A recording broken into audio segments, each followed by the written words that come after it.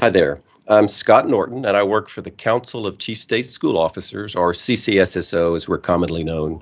Today, I'll talk about some actions that CCSSO has taken in response to recent NAEP scores.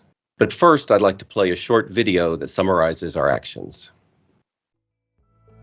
Every student deserves an equitable education that prepares them for success in life. And a critical skill is the ability to read. But for years, the nation has seen stagnant student reading scores. And national assessment results released in 2019 were a wake-up call. The Council of Chief State School Officers decided it was time to take bolder action to build a nation of readers. In 2020, we assembled state education leaders and national experts to begin an open dialogue on how state education agencies can improve reading skills for all students.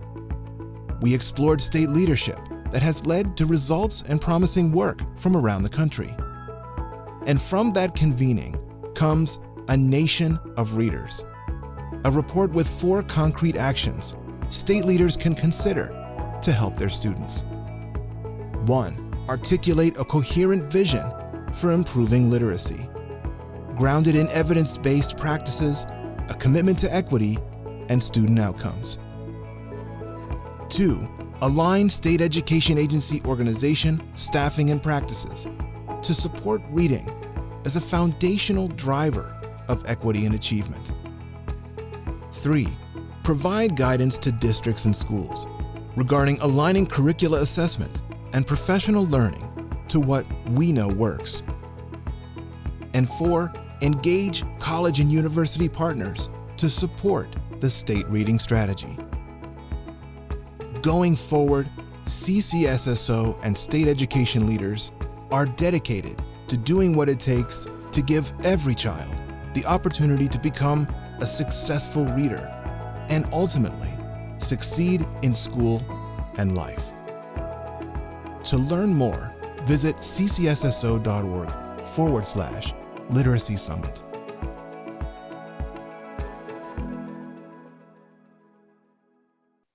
I'm going to talk about the video just a second and go through some of those points that were made. But first, I'd like to show 3 slides that represent some of the recent NAEP data.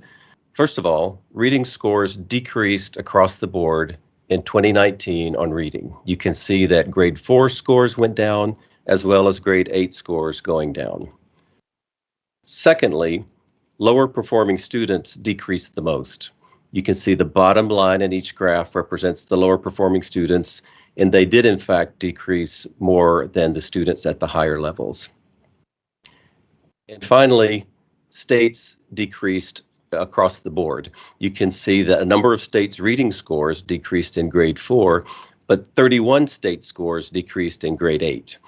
I happened to be in the room at the State NAEP Coordinators Workshop when this information was presented, and there was an audible gasp in the room when the grade 8 scores were presented. And that gasp has figuratively continued since that time, and the aftermath is what I'm going to talk about today. As presented in the video, the NAEP scores do present a wake-up call. I'll repeat some of the points that were made. First, every student deserves an equitable education that prepares them for success in life, and reading is a critical skill. For years, the nation has seen stagnant scores in reading.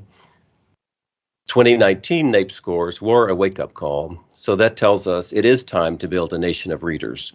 So how can states and state chiefs help? Based on those scores and other activities, CCSSO assembled a panel of state chiefs, reading experts, policy experts, and others to begin an open dialogue on how states can improve reading skills for all students.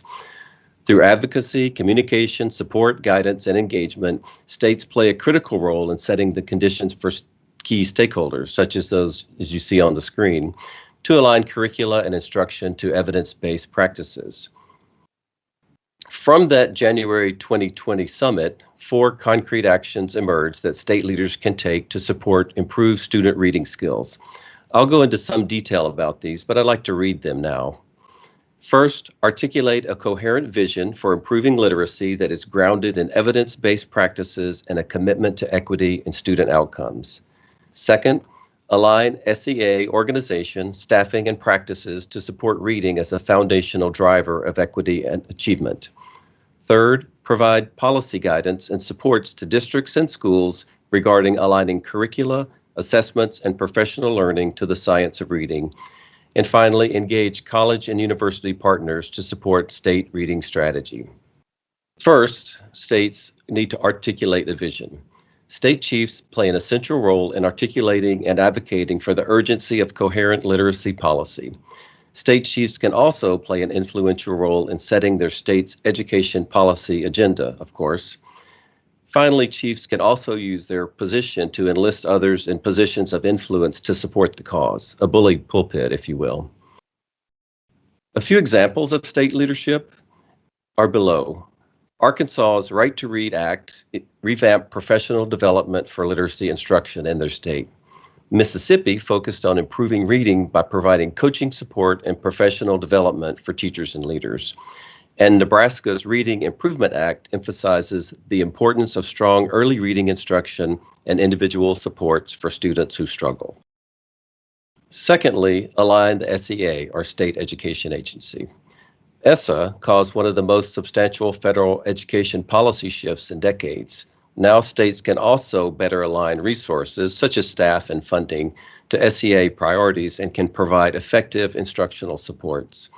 Chiefs can reflect on how the organization of their agencies and who within them will bring a comprehensive and coherent approach to the work. Some state examples of aligning the SEA. Connecticut's Partnership for Literacy Success was formed to directly address the reading opportunity gap. The partnership's team of expert reading coaches, trainers, and evaluators worked directly with schools to implement Connecticut's literacy model. Nebraska has formed cross-divisional teams from offices responsible for teaching and learning, and they meet regularly to align their priorities to support reading. Third, provide policy guidance. Educators deserve high-quality reading instructional materials, but we know many teachers spend time pulling materials from Google, Pinterest, and other online sources. High-quality instructional materials can also ensure that students are doing appropriate grade-level work. Of course, it's also important to make sure that teachers know how to use those materials effectively. Some state examples on policy guidance. Louisiana, my home state, developed a statewide instructional materials review process to help districts select high-quality English language arts curricula. The Colorado READ Act requires the department to identify quality reading instructional programs and professional development programs. And Tennessee launched a new professional learning series for districts and school leaders, focusing on implementing high-quality English language arts materials. And finally, engage universities. Educator preparation programs, or EPPs, play a particularly critical role in shaping the direction of reading instruction. While EPPs are making progress, there are many policies and practices that states can invoke to support, incentivize, and encourage every university to support the science of reading. A few state examples about engaging universities. Arkansas has worked strategically to develop a productive relationship with its university EPPs.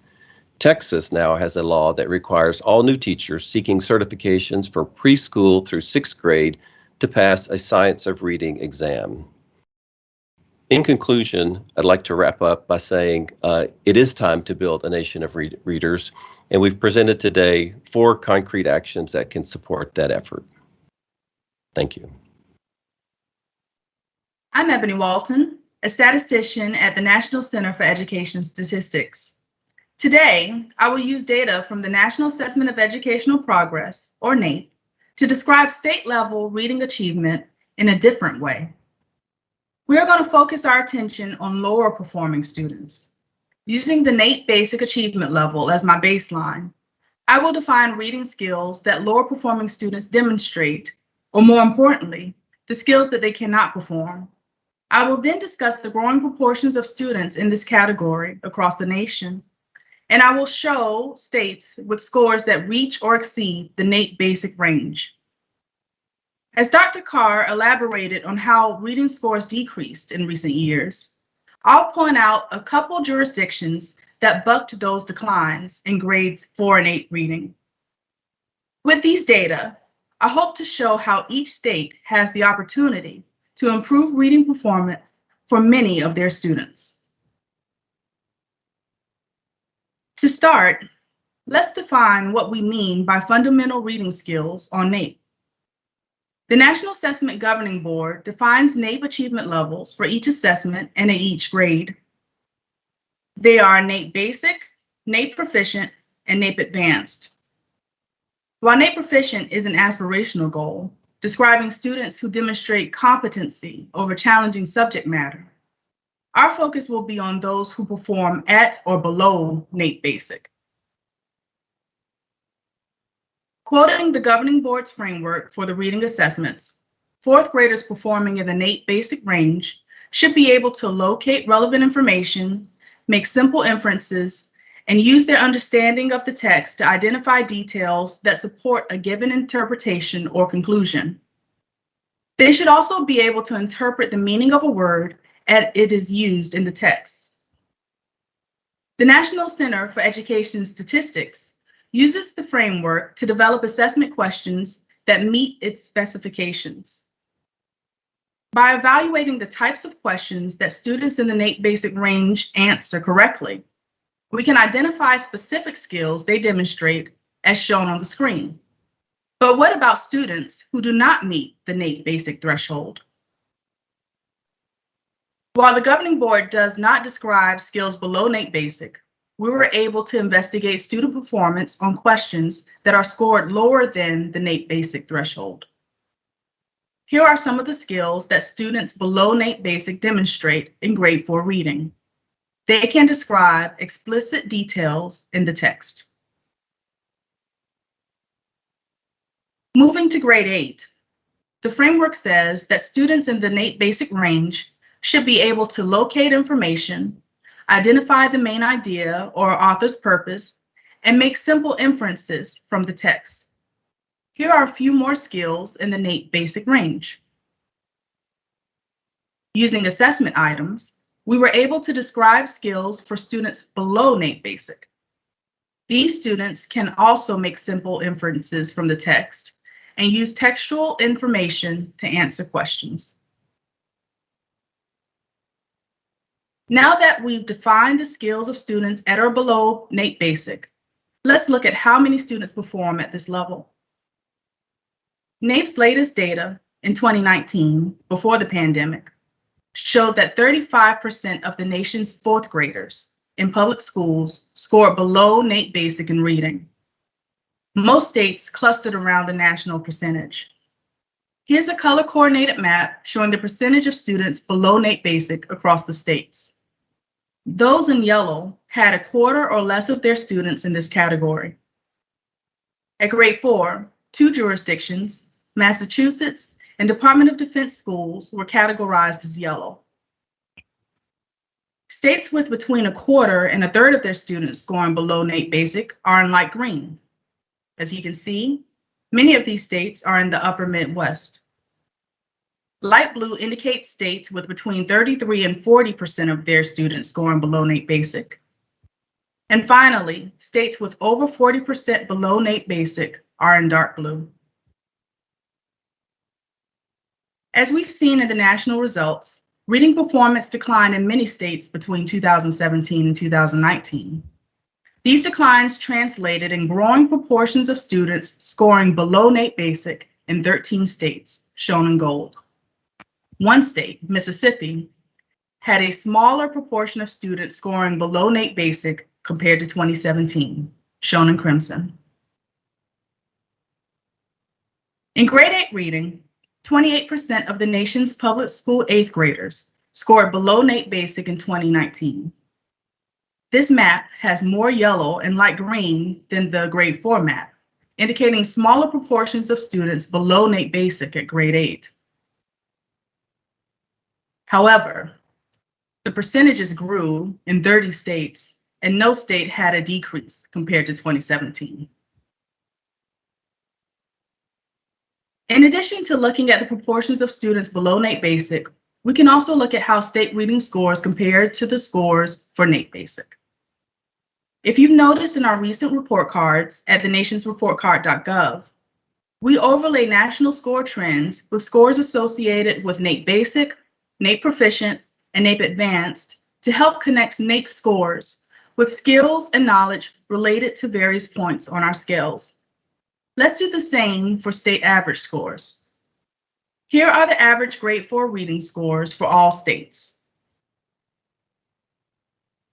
And here is the grade 4 score for NAEP Basic, which is 208.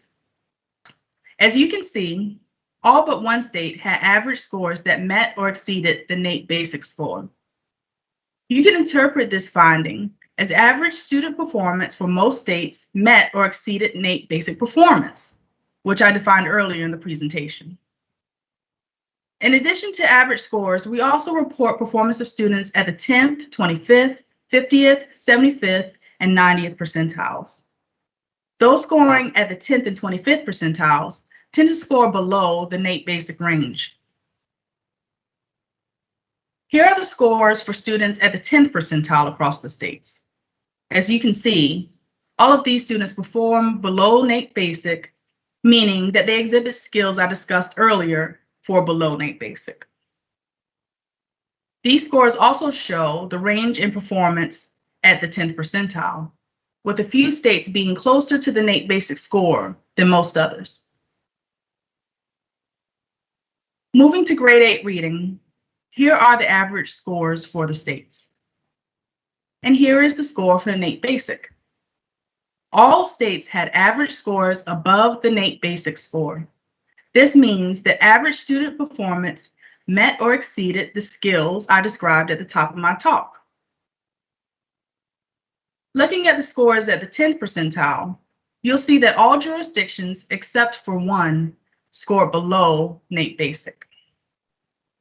The lowest performing group in the Department of Defense schools performed in the NAEP Basic range. With all of the talk about the recent performance declines in reading, it is worth pointing out two jurisdictions that made gains. In Mississippi, their average grade 4 reading score improved by 4 points, making them tie the national average for the first time since 1992. This is also true for grade 4 mathematics, but that's for another summit. Their reading scores improved at the 10th, 25th, 50th, and 75th percentiles. Gains were shown for Black students, both male and female students, those eligible for the National School Lunch Program, and students classified as having disabilities.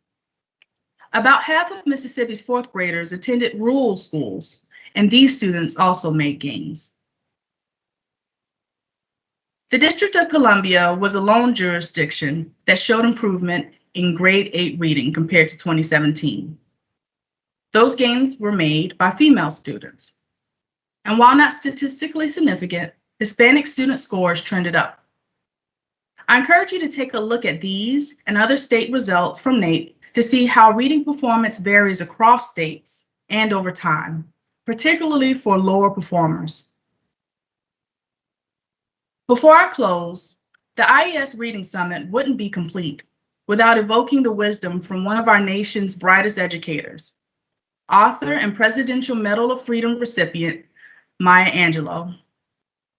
In her book of essays, Even the Stars Look Lonesome, she wrote, "If it's true that a chain is only as strong as its weakest link, isn't it also true a society is only as healthy as its sickest citizen and only as wealthy as its most deprived? In our evaluations of the condition of education in this country, it is imperative that we draw our conclusions not just from average or advanced students, but from those who struggle the most." I hope that this presentation revealed a picture of reading achievement across the states that prompts us to build on the reading skills of lower performers and ultimately strengthen our collective society. Thank you. Hi, everyone, and thanks for joining our session. I'm Ebony Walton, a statistician at the National Center for Education Statistics, and I'm joined by Dr. Scott Norton, who is a Deputy Executive Director of Programs for the Council of Chief State School Officers. So while I spent some time in my presentation discussing educational outcomes, meaning results, Scott focused on educational inputs, what states are doing in response to performance declines in reading. So let's merge our two talks. We're going to talk about some of the inputs for which we currently have data and discuss how they relate to achievement. And we're going to acknowledge the inputs for which we do not have data, hopefully encouraging the researchers in the audience to do further study. And finally, we'll discuss possible outcomes of these inputs, particularly during the COVID-19 pandemic. So NCS collects hundreds of variables from students, teachers, and school administrators that are related to student achievement. There are a couple of factors that are strongly related to reading performance, and one worth talking about today, and that's having access to technology at home. If you look at our data, and if you go to nationsreportcard.gov and look at our reading report card, you'll see that students who have access to a computer and internet at home tend to perform better than those who do not have access to those technological resources. And given the condition that we're in now with schools, having different modes of learning, not just in-person learning, I did want to pose this question to Scott. So how have states adjusted to providing education to students digitally during the pandemic? Thanks, Ebony, and thanks for having me on the panel today. I think it's obvious that it's been quite a year, right? If you go back to March of 2020, a lot of us were caught a little bit flat-footed. Schools were closing. Some kids had access to technology, some didn't. And states did a good job of trying to help their districts get kids, get better access. But we all saw stories about, students looking for a hot spot in the parking lot of the Taco Bell and so forth. And that's really unacceptable. And I think over the course of this year, which is about to end, that's improved. It's definitely improved, but I don't think we're there yet.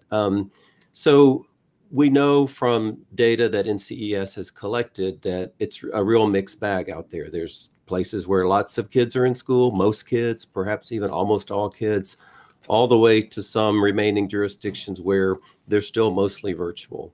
By next year, so the year's wrapping up mostly around the country, by next year, we think a lot of the kids will be back in school. So it'll be interesting to see, what remains of this semi-digital year. Like, if you think about the office culture, are we all going back to work at the office every day, 9 to 5? Probably not, at least not where I work. But what's going to happen in school? So we think kids are going to go back to school from what we're hearing, but we think there'll be some residual effect in a good way of them being able to access that information digitally. So that's a mouthful, but I think we're going to see some changes moving ahead, Ebony. That's something we're definitely going to be monitoring through our data collection. The National Assessment of Educational Progress is scheduled to collect data for reading, particularly at grades 4 and 8 across the states. And that's one of our key questions about students' access and use of technology during their learning experiences. So we'll be monitoring that important factor. Another factor that is highly correlated with performance. And before I get further along in this conversation, I have to give the disclaimer that correlation does not mean causation, that our data really just show relationships with performance. We don't make any claims that if you increase this variable is going to ultimately improve performance. We don't make those types of statements. But the relationships are notable nonetheless.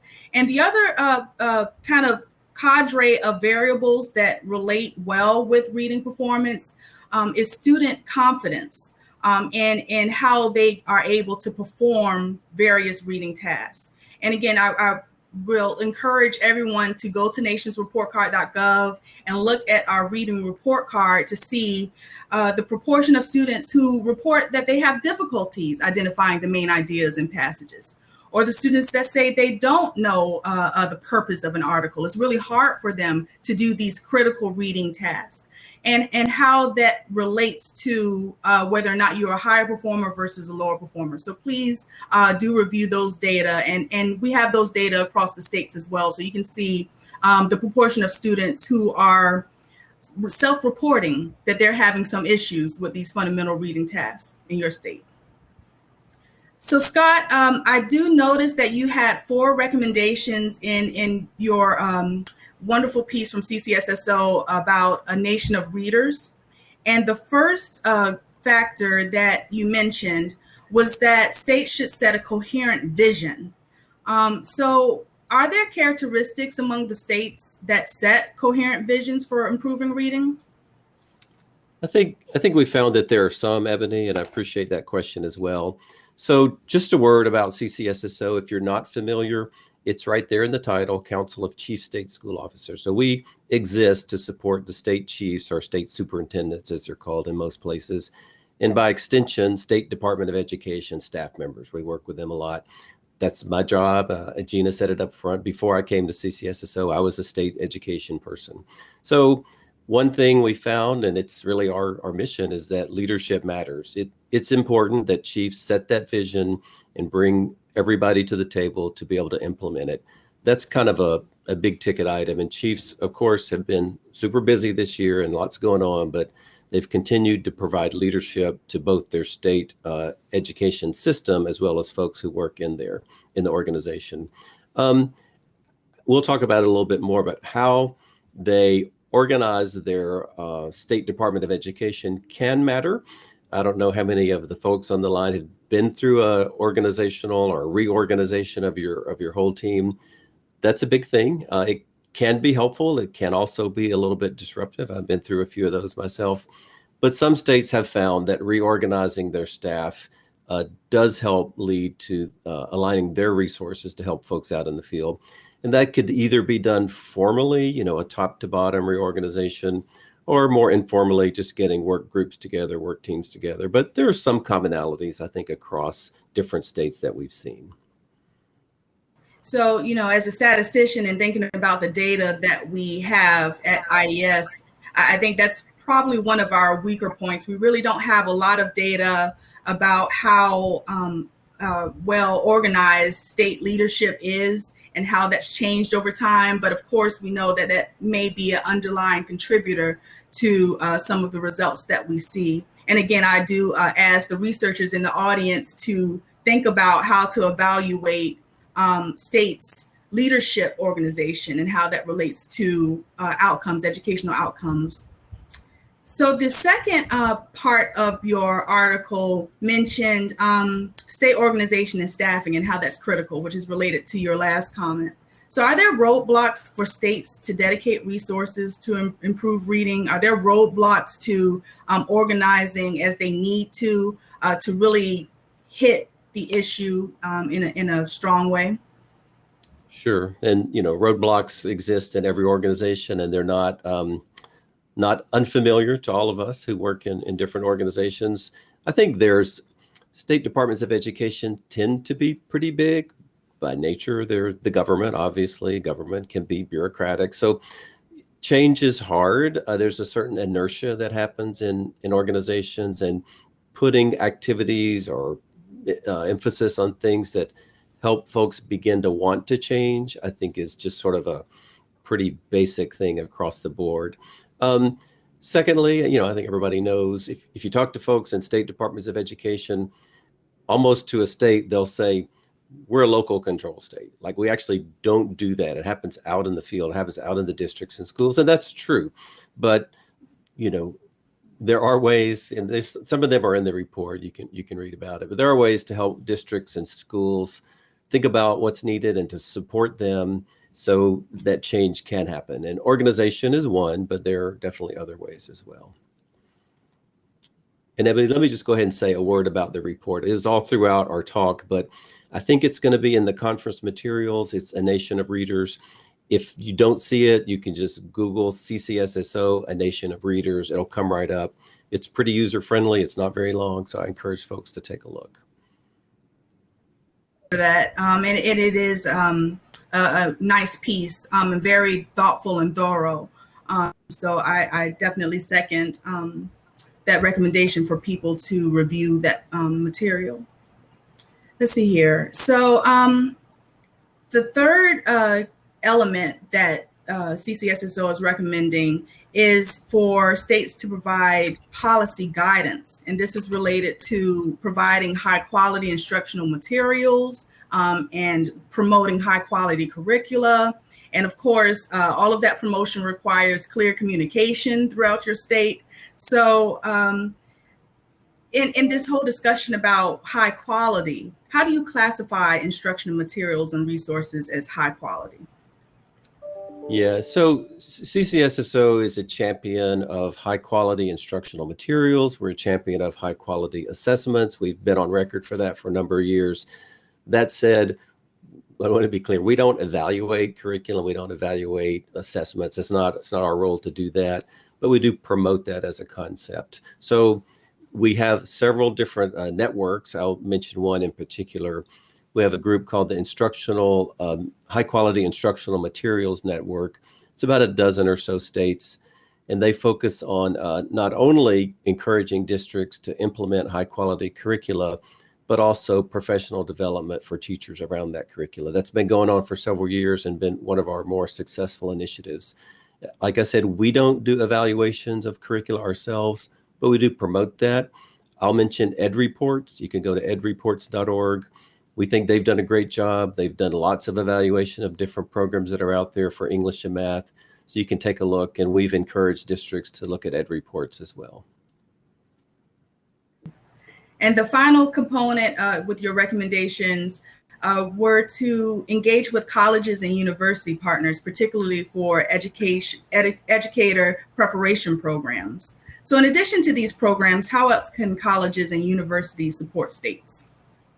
Yeah, so like you said, educator preparation programs is the big one. It's former teacher, what we all went through back in the day.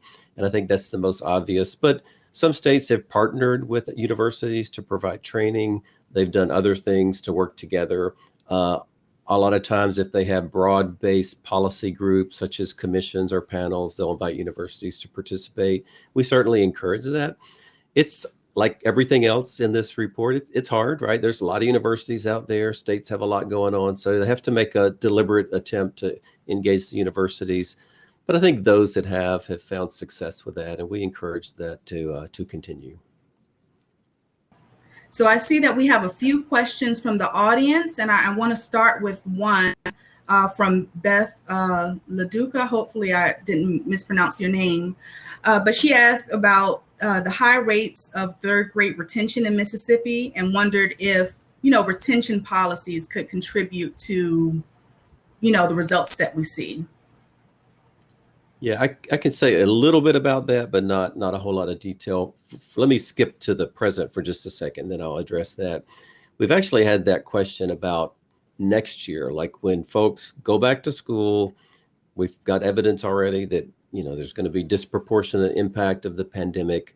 So in terms of teaching and learning, there's a lot to think about for next year. And will kids even show up in the grade that we're expecting? Will that kind of have an impact on next year?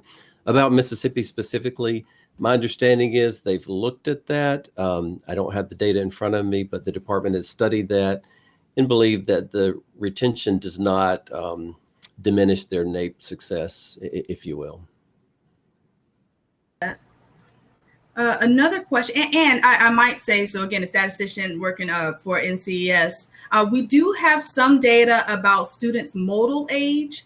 That's our way, we don't necessarily track retention policies directly, but we do monitor, changes in student demographics. And part of that is their age, their modal age. And we have noticed in some states how that has shifted over time, where fourth graders, are slightly older than they were in the past. And that could infer some changes in their policy. So we do have some data on it's not quite retention, but it is related.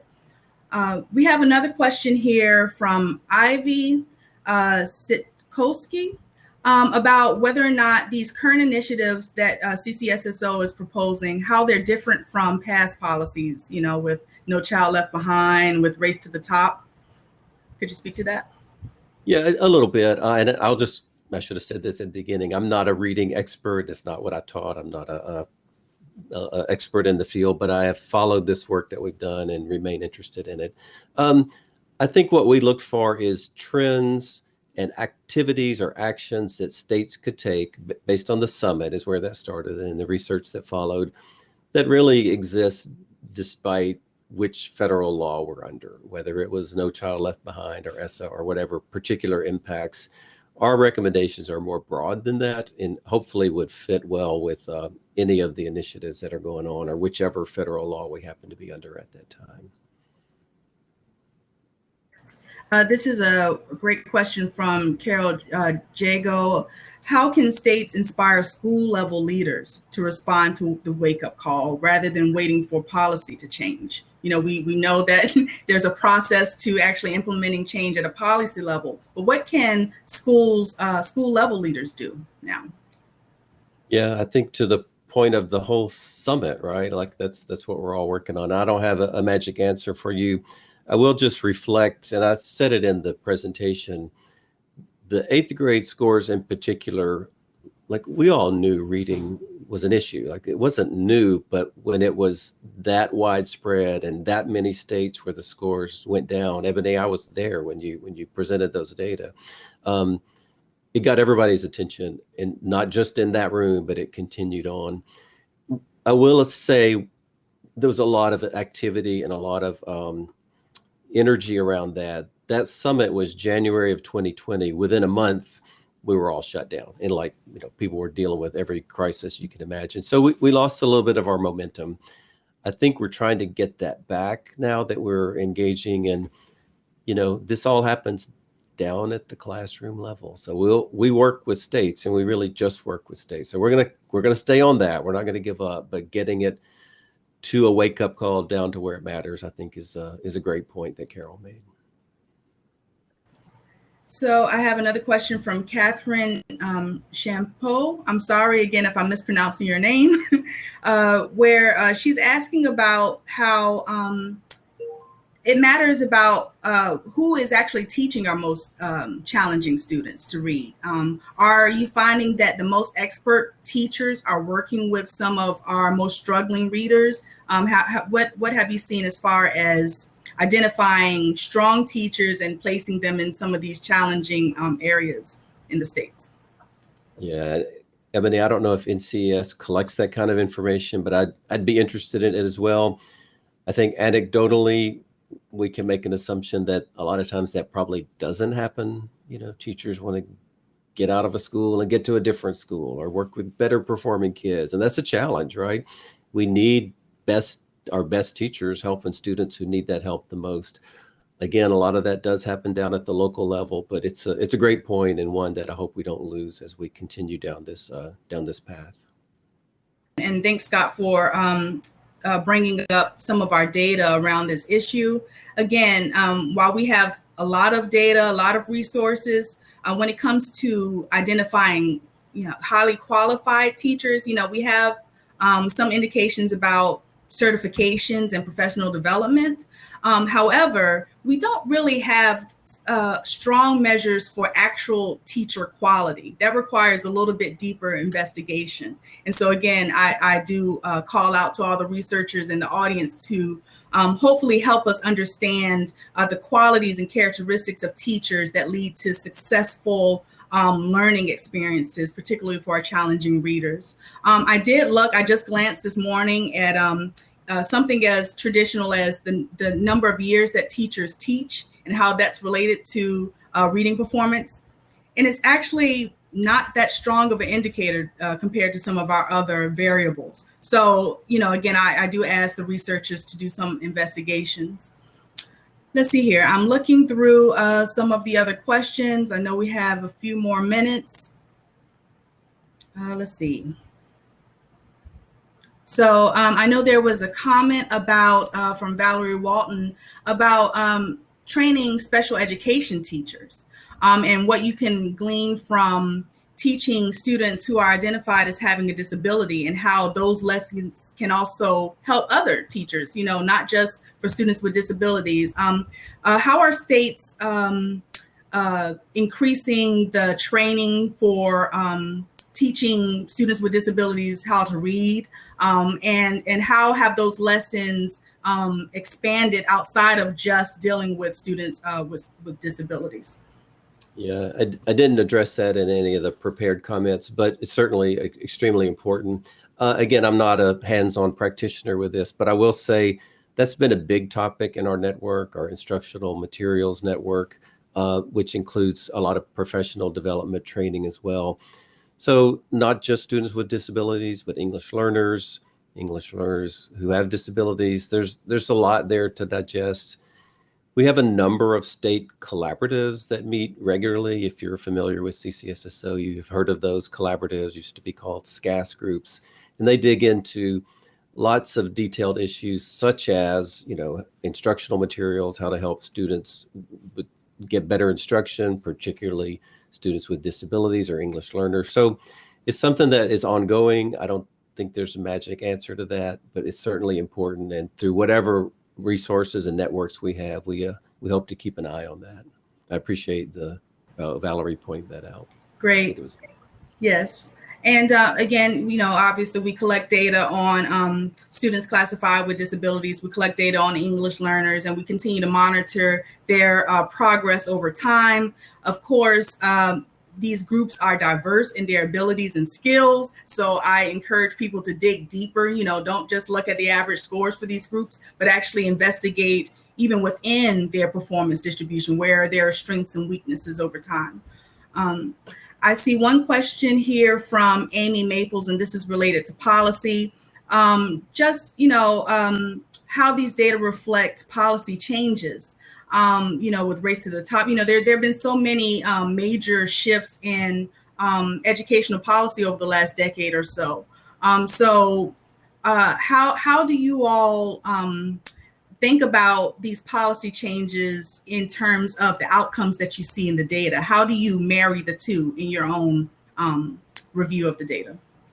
Yeah, I would just suggest if the audience was so inclined to take a look at the report, the Nation of Readers report that we're talking about today, and you'll see a number of examples in there where states go through policy changes. And, I worked in the state. That's not so simple. You have boards and legislatures to deal with, but they do approach it through policy changes, but others don't. They do things within their own infrastructure that already exists. They have training programs they can enact or other activities they can pursue. So I would just say simply, policy change is one tool that we who worked in government had, but it's not the only tool in our kit. We're winding down here. I see a question from Susanna Richards, and this is related to hiring teachers with the appropriate skills to really teach reading and literacy skills well. How can CCSSO advise the states with regards to hiring well-skilled teachers in those areas particularly? I know it may be difficult. So can you speak to kind of that evaluation and how they can extract some of the best? Yeah, Susanna, I see your question. And you, frankly, you're a professor of literacy. You probably know a lot more about that than I do, but I appreciate you bringing that out. Yeah, I think that states and even districts sort of tried to stay out of the fray for a long time. I don't want to dip myself into politics here, but there are a lot of different opinions out there. States have begun to coalesce around evidence-based reading practices. Like, it's all throughout our report. We say the science of reading sometimes. I know that's off-putting to some people, but evidence-based reading practices are not new. They've been around, National Reading Council report, 20 years ago. Just beginning to emphasize that. And will that wind its way down into interviews for teachers? I hope so. I hope that, states and districts aren't afraid to be a little bit more bold about that. I think it's a great point. So in wrapping up, thank you so much, Scott, for your time, and I hope everyone has enjoyed our session. Again, I would recommend and hope that you all do review the resources available through ies.ed.gov and through ccsso.org. Continue to stay posted. As Scott mentioned, I mean, we're still moving, we're still collecting information, we're still providing information. So continue to stay connected with us as we learn more moving forward. Scott, do you have any closing words for the group? Just thanks to NCS for including CCSSO, and thanks for hosting this summit this week. We really appreciate the attention to the topic. All right. Thank you, Scott, and thank you, everyone. Bye-bye.